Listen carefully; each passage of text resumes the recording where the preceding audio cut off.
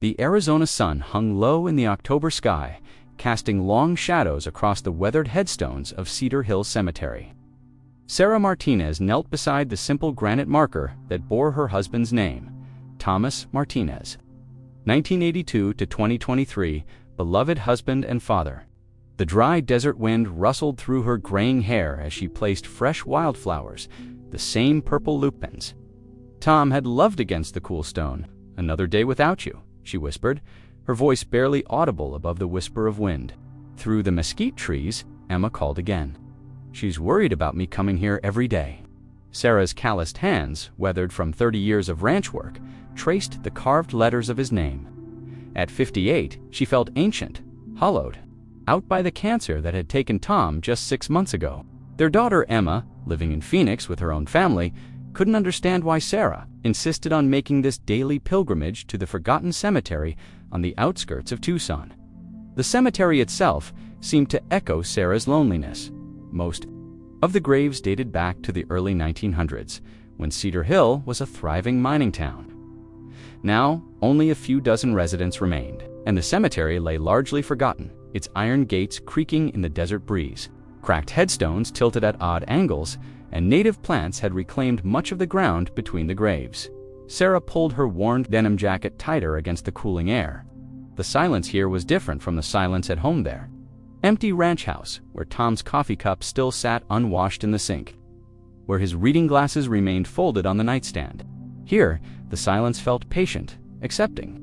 It didn't judge her for talking to a headstone or for the tears that still came without warning. "Dr. Hassan says I need to start engaging with life again," she continued, using air quotes around the psychiatrist's words. "Says grief has stages, and I'm stuck. But Tom, how do I unstick myself from loving you?" A roadrunner darted between the headstones, pausing to cock its head at Sarah before disappearing into the brush. She watched it go, remembering how Tom used to laugh at her excitement whenever she spotted one of the quick desert birds. "City girl," he'd tease, though he'd grown up in Tucson himself. "You've lived here 25 years and you still get excited about roadrunners." The memory brought a small smile to her lips, the first she'd felt in days, but it faded quickly as reality settled back in. The ranch was struggling without Tom's steady hand and mechanical expertise. The few remaining cattle needed attention. She couldn't give them alone. Bills were piling up, and Emma kept suggesting she'd sell the property and move to Phoenix to be closer to family. "I can't leave you here alone," Sarah said to the headstone. "What if no one comes to visit? What if they forget?" As the sun continued its descent toward the horizon, painting the sky in shades of orange and pink that Tom had loved, Sarah noticed something unusual. A figure was moving between the trees at the far edge of the cemetery, not walking the paths like the occasional visitor, but moving through the mesquite and palo verde with a fluid grace that seemed to disturb nothing. Sarah squinted, her heart rate quickening slightly. In 6 months of daily visits, she'd rarely encountered another soul here. The figure was tall, lean, with dark hair that caught the fading light. There was something about the way he moved, purposeful but unhurried, as if he belonged to this landscape in a way that even she, after decades in Arizona, never quite had. She remained still, uncertain whether to acknowledge the stranger or quietly gather her things and leave. The isolation that usually comforted her now felt vulnerable. But as the figure drew closer, moving between the headstones with careful respect, she could see more clearly. He was Native American, probably in his 40s, wearing faded jeans and a simple button-down shirt. His weathered face held the kind of quiet strength that reminded her of Tomta, look of someone who'd worked with his hands and understood the desert's harsh beauty. What struck her most was how he moved through the cemetery, not as an intruder, but as someone who understood the sacred nature of this place. Their eyes met across the space between graves, and he paused. For a moment, neither moved, each taking the measure of the other in the way that desert people do, assessing not just identity, but intent. Sarah felt no fear, only curiosity tinged with the protective instinct that 6 months of solitary grief had honed sharp. The stranger raised his hand slightly, not a gesture of respect between two people who understood that sometimes the living needed to commune with the dead in peace. Sarah nodded back, a small recognition that seemed to satisfy them both. The man continued his path through the cemetery, disappearing as silently as he'd appeared into the gathering dusk. Only after he was gone did Sarah realize her hands had stopped shaking, something that hadn't happened since Tom's funeral. 3 days passed before Sarah saw him again.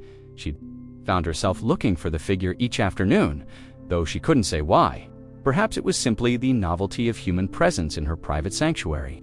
Or maybe it was the way he'd moved through the cemetery with the same reverence she felt, but had never seen reflected in another person.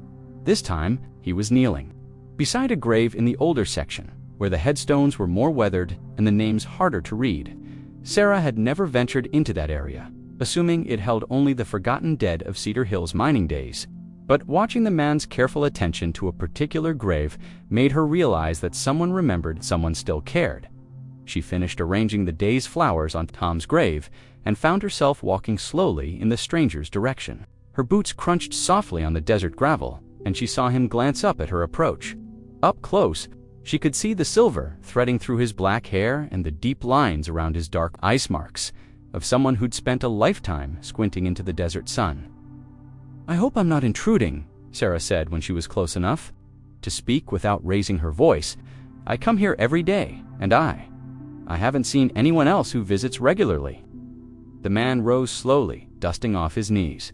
He was taller than she'd estimated, with a kind of lean build that spoke of physical work. "You're not intruding. This is a place for the living to remember the dead." His voice was quiet, measured, with the faint accent she recognized as characteristic of many Native Americans in the region. "I'm Sarah Martinez," she offered, unsure of the etiquette for cemetery introductions. "Joseph Crowfeather," he replied with a slight nod. "My family's been in this area for well longer than there've been headstones to mark it." Sarah felt heat rise in her cheeks, realizing the implications of his words. The land they stood on, the entire valley, had been Apache territory long before Cedar Hill existed, long before her own family had moved west. "I'm sorry, I didn't think... ... Is this a sacred site? Am I?"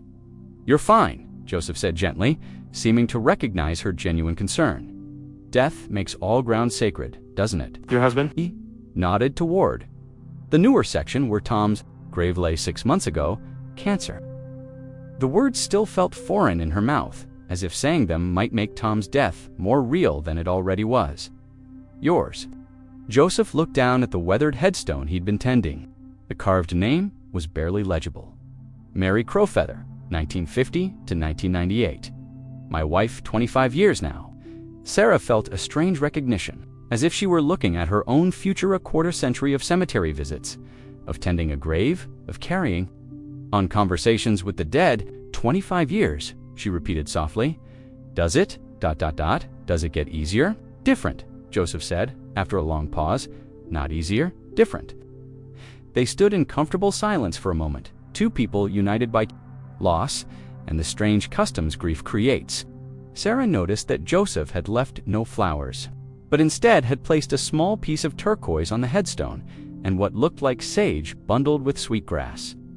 "Traditional offerings," he explained, following her gaze. Mary was traditional, in some ways, modern in others. She'd have appreciated both.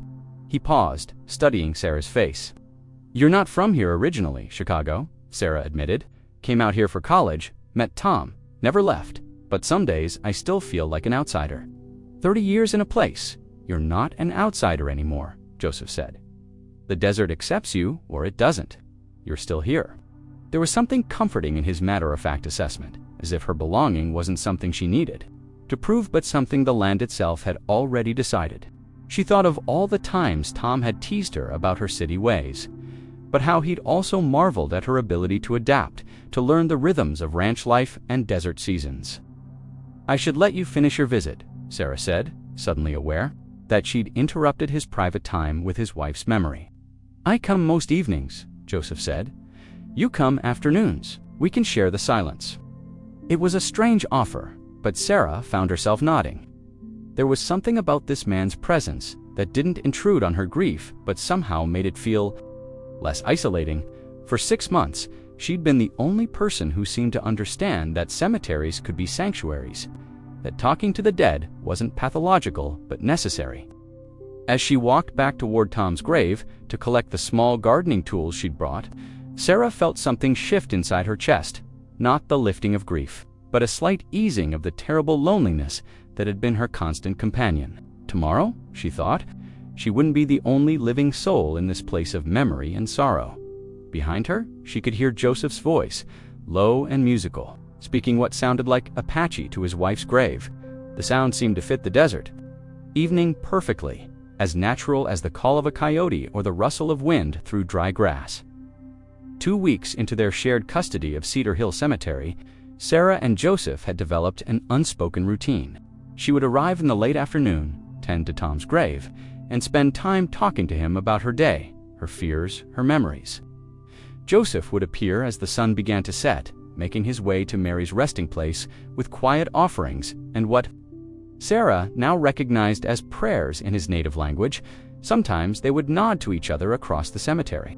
Other times, they would end up walking toward the gate together, exchanging brief observations about the weather or the increasing boldness of the roadrunners that nested among the headstones.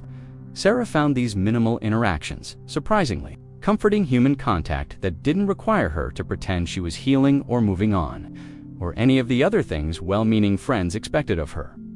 On this particular Thursday, however, their routine was disrupted by an unexpected visitor.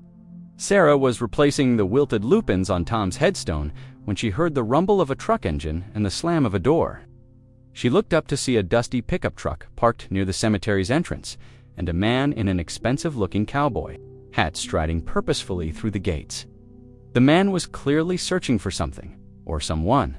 His gaze swept across the cemetery until it landed on Sarah, and he began walking in her direction with the kind of determined stride that usually meant trouble.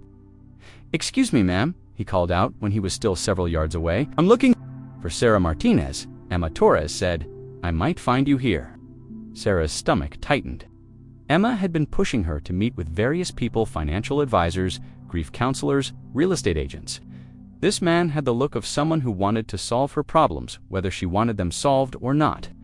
"I'm Sarah Martinez," she said, rising from her kneeling position beside Tom's grave. "Bill Henderson, Henderson Properties."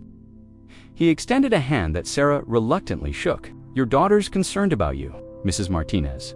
Says you've been struggling since your husband passed, and she thought it might be time to explore your options regarding the ranch property." Sarah felt heat rise in her face. "My daughter had no right to." "Now, I understand this is a difficult time," Henderson continued, apparently not noticing her anger. "But the market's good right now, and a property like yours, 160 acres with water rights, that's valuable land, could set you up nicely for retirement, maybe help you move closer to your family in Phoenix." "Mr. Henderson," Sarah said, her voice tight with control, "I haven't asked anyone to evaluate my property, and I'm not interested in selling. Mrs. Martinez, with all due respect, your daughter mentioned you're having some financial difficulties. The ranch operation isn't sustainable without your husband, and maintaining that much land alone." He gestured around the cemetery as if it proved his point about her isolation and impracticality. Sarah was about to respond when she noticed Joseph approaching from the older section of the cemetery. His pace was unhurried, but there was something in his posture that suggested he was paying close attention to the conversation. Henderson noticed him too, and seemed to stiffen slightly. "Are you being bothered, ma'am?" he asked Sarah, his voice taking on a protective tone that made her bristle. "No," Sarah said firmly. "Mr. Crowfeather and I both visit this cemetery regularly." "Crowfeather," Henderson repeated, his tone shifting. "You're Apache." It wasn't a question, and the way he said it carried implications that made Sarah uncomfortable. Joseph simply nodded, his expression neutral but his dark eyes watchful. "Well," Henderson continued, turning back to Sarah but clearly aware of Joseph's presence, "like I was saying, Mrs. Martinez, your daughter's worried about you spending so much time out here alone. She thinks it might be ... unhealthy." "What's unhealthy?" Sarah said, surprised by the steadiness in her own voice. "Is my daughter hiring a real estate agent to ambush me at my husband's grave?" Henderson's confident demeanor faltered slightly. "Now, Mrs. Martinez, I wouldn't call it an ambush. Your daughter's just concerned." "My daughter is concerned about having to drive down from Phoenix to check on me," Sarah interrupted. "She'd rather have me safely tucked away in some retirement community where someone else can worry about whether I'm eating enough vegetables and taking my vitamins." Joseph had stopped a respectful distance away, close enough to intervene if needed, but far enough to give Sarah space to handle the situation herself. His presence was steadying, a reminder that she wasn't as alone as Henderson and amidst. To think. Look, Henderson said, his tone becoming more cajoling. I understand you're emotional right now. But from a practical standpoint, Sarah said, this conversation is over. Please leave. Henderson looked as if he wanted to argue further, but something in Sarah's expression, or perhaps Joseph's quiet presence nearby, seemed to convince him that retreat was the better option.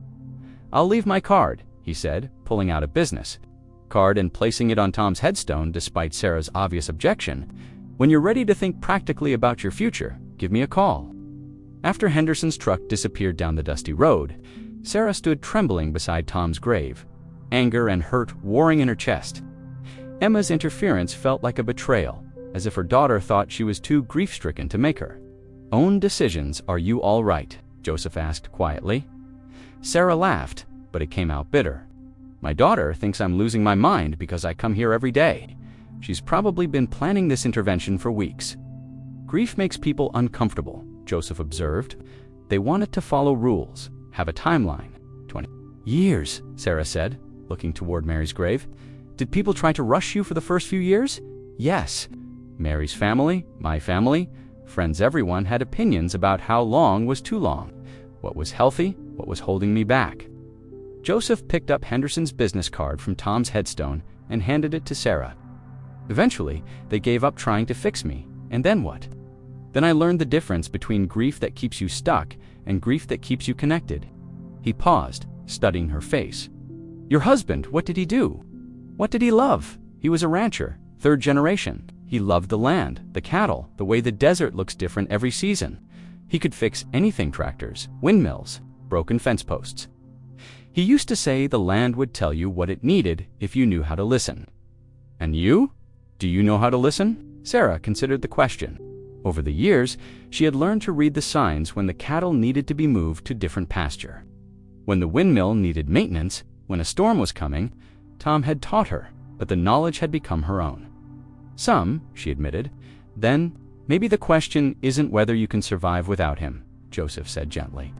Maybe it's whether the land can survive without both of you.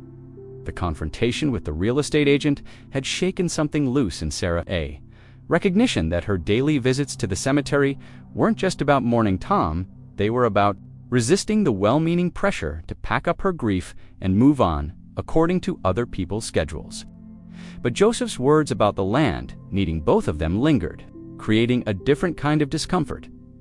For the first time in weeks, Sarah found herself really looking at the ranch when she returned home that evening. The house felt hollow without Tom's presence, but the land beyond the house told a different story, and the small herd of cattle that remained looked thin despite adequate rainfall this season. The next afternoon at the cemetery, Sarah found herself talking to Tom about practical things: the broken gate latch in the south pasture, the way the cattle had been gathering near the old stock tank instead of the newer one, the strange noise the water pump had been making. It felt good to discuss these concrete problems, even if she was the only one providing solutions. I don't know if I can do it alone, she admitted to the headstone. You made it look easy, but you had 40 years of experience and your father's knowledge before that. I've got 25 years of helping, but that's different from knowing. Most knowledge starts with asking the right questions. Sarah turned to find Joseph approaching earlier than usual. He carried a small cloth bundle and what looked like a thermos of coffee. I brought extra, he said, gesturing to the thermos. Thought you might like some. Dessert evenings can get cold quick. It was a simple gesture, but Sarah felt tears prick her eyes. When was the last time someone had thought to bring her coffee? Emma called regularly. But those conversations were mostly about Sarah's problems and how to solve them. Joseph's offer was about comfort, not solutions. Thank you, she said, accepting the warm cup he poured for her. The coffee was strong and slightly sweet, with a hint of cinnamon that reminded her of the Mexican restaurants she and Tom used to visit in Tucson. They sat on the stone bench that someone had placed years ago under the cemetery's largest mesquite tree. From here, they could see both Tom's grave and Mary's. Could watch the desert sky begin its evening transformation from blue to gold to deep purple. "The ranch is failing," Sarah said, after they'd sat in comfortable silence for several minutes. "I can see it, but I don't know how to fix it. Tom always said the land would tell you what it needed, but maybe I don't speak the language." "What?"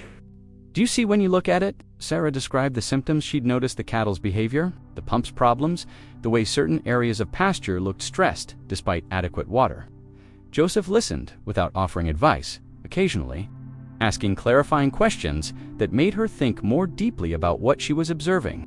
"My grandfather used to say that land and people aren't so different," Joseph said when she'd finished. "Both can get sick, both can heal, but you have to understand what you're treating. You're cattle gathering at the old tank instead of the new one. Maybe they're trying to tell you something about water quality or mineral content. The stressed pasture, despite good water, could be soil depletion, overgrazing in specific areas, or maybe something as simple as a change in drainage patterns. You sound like you know ranching. My family's been raising cattle and horses on tribal land for 4 generations. Different scale than your operation, but some principles are the same." He paused, seeming to consider something. Mary was the practical one, though. She had a degree in agricultural science from University of Arizona, used to consult for ranchers throughout the region. This was the first time Joseph had shared specific details about his wife, and Sarah felt honored by the confidence. "What happened to her?" "Car accident. Drunk driver hit her coming home from a consultation up near Flagstaff." His voice was matter of fact, but Sarah could hear the old pain underneath. She was going to help a Navajo family transition their operation to more sustainable practices, always trying to build bridges between traditional knowledge and modern science. "Is that why you still come here? To talk to her about work, among other things?" Joseph smiled slightly. 25 years, and I still find myself wanting to ask her opinion about problems. She was usually right. Sarah thought about this as the stars began to appear in the darkening sky. She'd been coming to the cemetery to hold on to Tom, to keep their connection alive through daily conversation. But Joseph seemed to come here for wisdom, to maintain access to Mary's knowledge and perspective even after her death. "The real estate agent was right about one thing," Sarah said finally. "I am having financial problems. Tom handled most of the business side, and I'm not sure I understand all the pieces. The bank's been patient, but I can't keep operating at a loss indefinitely." "Would you like help figuring out the pieces?" Joseph asked. "I'm not a financial advisor, but I understand ranch economics. Mary taught me more than I realized while she was alive." The offer surprised Sarah in all her conversations with friends and family about the ranch's problems. No one had simply offered to help her understand rather than tell her what to do. Emma wanted her to sell the bank, wanted detailed repayment plans. Even Tom's old friends offered advice, but seemed to assume she couldn't really manage alone. "Why would you do that?" she asked Dot. Joseph was quiet for a long moment, looking out across the cemetery toward the distant mountains. 25 years ago, when Mary died, I thought my life was over. Not just the happiness or the companionship, but the purpose. Everything we'd built together, everything we'd planned, it all seemed pointless without her there to share it. He paused to sip his coffee, and Sarah waited, sensing there was more. "A few years later, I realized that giving up everything we'd worked for wasn't honoring her memory, it was wasting it. The knowledge she'd accumulated, the connections she'd made, the problems she'd been trying to solve, all of that died with her. Unless I found a way to keep it alive, so you kept working. I kept learning, kept asking the questions she would have asked, trying to see problems the way she would have seen them. Not because I could replace her, but because the work itself was worth preserving." Sarah understood. Then why Joseph's presence in the cemetery felt different from the intrusion she'd expected. He wasn't there to escape from life, but to maintain his connection to it through Mary's memory. "Your husband," Joseph continued, "he understood the land, had knowledge passed down through generations. That knowledge doesn't have to die with him unless you let it." As they sat together in the gathering darkness, Sarah felt something she hadn't experienced since Tom's death. Possibility. Not the overwhelming pressure to move on that everyone else seemed to advocate, but the possibility that grief and growth weren't mutually exclusive, that honoring the dead might require engaging more fully with life rather than less. "I'd like that help," she said finally. "Understanding the pieces, I mean, not because I can't learn on my own, but because some things are easier with guidance." Joseph nodded. Mary used to say that asking for help wasn't admitting defeat, was admitting you cared enough about the outcome to use all available resources. They finished their coffee as the desert settled into full darkness around them. When it was time to leave, Sarah realized she felt different, not healed. Not ready to stop visiting Tom's grave, but ready to start asking different questions. When she came as she gathered her gardening tools and prepared to head home, Joseph spoke once more. The Apache who survived in this desert for centuries, we did it by understanding that everything is connected. The land, the plants, the animals, the people, the dead, the living. Your husband's knowledge, your love for him, your connection to the land. These aren't separate things. They're all part of the same conversation. Driving home under the vast Arizona sky, Sarah felt the road beneath her tires unwind like a ribbon. Through time itself, the horizon burned with the last remnants of daylight amber, rose, and indigo bleeding into one another, casting long shadows across the scrubland and sandstone. It was the kind of sky that made you feel small in the best way, like you were part of something old and sacred and still unfolding. For the first time in months, perhaps longer, Sarah felt something stir inside her that wasn't grief or obligation. It was a quiet flicker of anticipation. Not the anxious kind, but the gentle hum of curiosity returning after a long silence. She wasn't just looking forward to her morning routine with Tom anymore. Wasn't just clinging to the familiarity of coffee and quiet conversation. She was thinking beyond the present, into the tomorrows that now seemed to hold space for something. More questions began to gather in her like rain clouds before a desert storm about water and soil and animals, about ecosystems, traditions, and the meaning of sustainability beyond the buzzwords. About how to be a good steward of land that had outlived empires and would, with care, outlive her too. She imagined asking Tom about how the aquifers moved beneath their feet like hidden veins, how grazing patterns could heal or scar a pasture, how wind and weather shaped more than just the seasons, they shaped people too. She wanted to understand what it meant to live in rhythm with the land, not just on top of it. What it meant to farm or ranch, not just for profit or survival, but as an act of reverence for nature, for those who came before, for those still to come. The silence in her truck, once a painful echo of all she had lost, now vibrated with potential.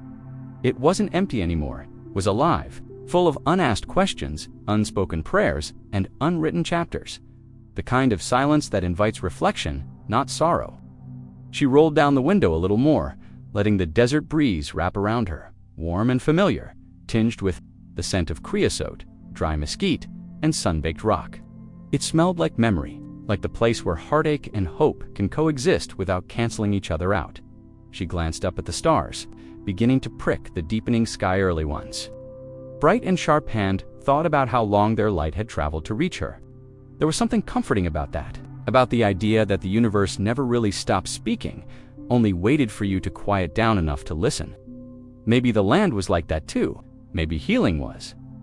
Behind her, up on the hill, the little cemetery nestled in the arms of the valley was already cloaked in night. 2 headstones sat side by side in the soil, simple and unadorned, but mighty in their presence. They weren't lonely markers of endings, they were anchors, watchers, a promise that the love buried there had not been diminished by death, only transformed. Those graves did not mark absence, but presence, from memory, of legacy, of purpose, passed on like a torch to those left behind. Sarah could feel it now, that invisible thread pulling her forward, not away from grief, but through it. Not away from the past, but deeper into it, where its roots fed something new. The land they had tended, the animals they had raised, the values they had defended quietly with calloused hands and long hours, none of that was gone. It was waning, and it was hers to continue, not out of duty or guilt, but because she was beginning to believe she could. Tom had once said that a life worth living was one in which your footprints didn't just fade, they grew things. Sarah didn't know yet what her life would grow. But for the first time, she was ready to find out, so she kept driving. Headlights carving a gentle path through the night, the desert stretching out before her like a canvas not yet painted. She wasn't chasing closure anymore, she was moving toward possibility. Toward work that mattered. Toward questions that didn't have easy answers, but deserved to be asked anyway. And behind her, in the quiet earth, the ones she had loved most, rested not in finality, but in faith in her and in the enduring truth that some bonds don't break with death. They deepened out there, under that ageless Arizona sky. Sarah finally understood. The story wasn't over. It was just beginning again.